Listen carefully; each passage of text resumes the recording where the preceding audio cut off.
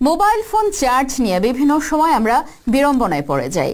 কোথাও বেড়াতে গেলে দেখা গেল মোবাইলের চার্জ শেষ, আবার চার্জার থাকলেও বিদ্যুৎ নেই। এসব বিড়ম্বনার অবসান ঘটাতে অবশ্যই রয়েছে দারুণ সমাধান। একটা পাতিলেবুই আপনার এই চিন্তা কমিয়ে দিতে যথেষ্ট। অবাক হচ্ছেন? মোবাইল চার্জের সাথে পাতিলেবুর কি সম্পর্ক, তার মজার তথ্য জানাচ্ছেন সাদিয়া আফরোজ। মোবাইলে চার্জ দেয়া নিয়ে চিন্তিত থাকেন না এমন লোক খুঁজে পাওয়া কঠিন। চার্জ দিতে না পারায় কতই না সমস্যায় পড়তে হয় অনেক সময়।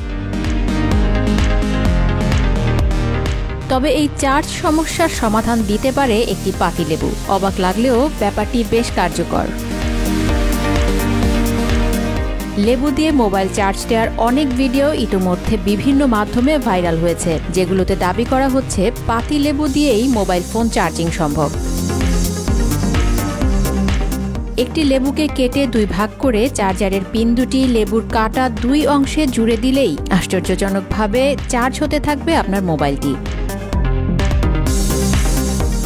লেবু ছাড়াও আপেল, কমলা এবং আলু দিয়েও চার্জ দেওয়া যাবে আপনার প্রয়োজনীয় মোবাইলটি। Sadia Afroz, TVN 24 news desk.